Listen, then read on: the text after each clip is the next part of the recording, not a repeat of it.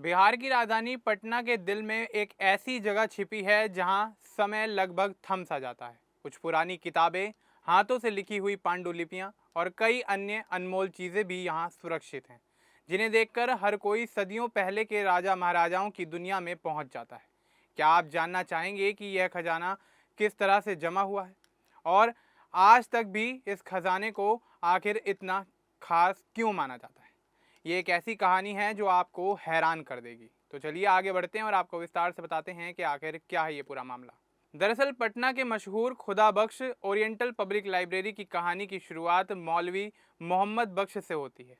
मौलवी मोहम्मद बख्श छपरा ज़िले के रहने वाले थे और उन्हें किताबों से काफ़ी ज़्यादा लगाव था। वो कई अलग अलग जगहों से पुरानी और दुर्लभ किताबें तथा पांडुलिपियां इकट्ठी किया करते थे। धीरे धीरे उनके पास करीब 1400 दुर्लभ पांडुलिपियों का बड़ा संग्रह तैयार हो गया था। साल 1876 में जब मौलवी खुदा बख्श अपने जीवन की कुछ आखिरी घड़ियां बिता रहे थे, तब उन्होंने अपने बेटे खुदा बख्श से एक खास बात कही थी। उन्होंने कहा कि इन किताबों को काफ़ी अच्छी तरह से संभाल कर रखना और भविष्य में एक ऐसी जगह बनाना जहां आम लोग भी इन सभी किताबों को आसानी से देख और पढ़ सकें। पिता की यह बात खुदाबख्श के लिए सिर्फ एक इच्छा ही नहीं रही, बल्कि उनके जीवन का बहुत बड़ा लक्ष्य भी बन गई। इसके बाद खुदाबख्श ने पिता के किताबों और पांडुलिपियों के संग्रह को संभालना शुरू किया। उन्होंने खुद भी नई पांडुलिपियां और किताबें इकट्ठी की। समय के साथ किताबों और पांडुलिपियों का यह संग्रह बढ़ता चला गया और ये महसूस होने लगा कि अब इन किताबों को एक बड़ी जगह पर रखना चाहिए, ताकि ज़्यादा से ज़्यादा लोग इन किताबों को पढ़ सकें।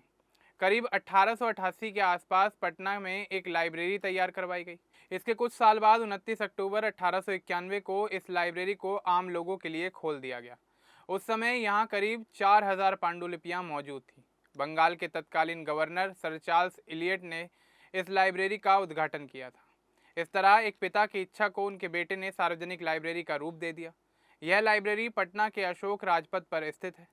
इसके आसपास पटना यूनिवर्सिटी और पीएमसीएच जैसे प्रमुख संस्थान हैं।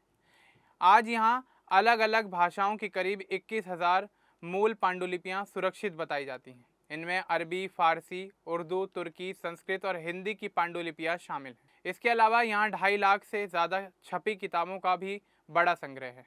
इन पुरानी पांडुलिपियों की खासियत महज उनकी उम्र ही नहीं है, इन्हें अलग अलग तरह की चीज़ों पर लिखा गया है। कुछ पांडुलिपियाँ ताड़ के पत्तों पर लिखी गई हैं, तो कुछ चमड़े पर लिखी गई हैं, जबकि कई कपड़े और हाथ से बनाए गए कागज़ पर तैयार की गई थी। यही वजह है कि इन्हें संभाल कर रखना अपने आप में बहुत मुश्किल काम है। लाइब्रेरी में मौजूद सबसे खास पांडुलिपियों में तैमूर नामा का नाम लिया जाता है। इसका पूरा नाम तारीख ए खानदान तैमूरियाह है। इसमें तैमूर और उसके वंशजों की कहानी लिखी गई है और कई जगहों पर चित्र भी बनाए गए हैं। इसे सम्राट अकबर के समय से जुड़ा बताया जाता है। खास बात यह है कि इसकी मूल प्रति दुनिया में केवल यहीं बची होने की बात कही जाती है। इसके अलावा यहाँ चमड़े पर लिखी करीब 1300 साल पुरानी कुरान भी बताई जाती है। लाइब्रेरी में नादिर शाह की तलवार, बहुत छोटे आकार की कुरान और पुराने समय में सर्जरी से जुड़ी किताब अल तशरीफ भी मौजूद है। मुगल और राजपूत काल की कई चित्रकलाएं भी यहाँ सुरक्षित रखी गई हैं। इन चीज़ों के जरिए उस दौर के लोगों की कला, सोच और जीवन के बारे में जानकारी मिलती है। समय के साथ यह जगह सिर्फ किताबों का संग्रह नहीं रही, बल्कि देश विदेश के इतिहास और संस्कृति को समझने वाले लोगों के लिए भी खास जगह बन गई है। यहाँ कई बड़े नेता और मशहूर लोग आ चुके हैं। राष्ट्रपिता महात्मा गांधी, पूर्व प्रधानमंत्री पंडित जवाहरलाल नेहरू, कवि और साहित्यकार रविंद्रनाथ टैगोर ने भी यहाँ का दौरा किया था। भारत के राष्ट्रपति रहे डॉक्टर राजेंद्र प्रसाद और डॉक्टर एपीजे अब्दुल कलाम भी यहाँ पर आ चुके हैं। इसके अलावा करीब 6 वायसराय भी इस लाइब्रेरी में आए थे। उन्होंने यहाँ आने के बाद अपनी टिप्पणियाँ भी दर्ज की थी।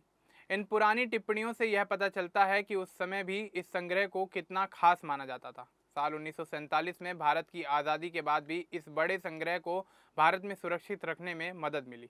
इसके बाद साल 1969 में संसद के कानून के जरिए खुदा बख्श ओरिएंटल पब्लिक लाइब्रेरी को राष्ट्रीय महत्व का संस्थान घोषित किया गया।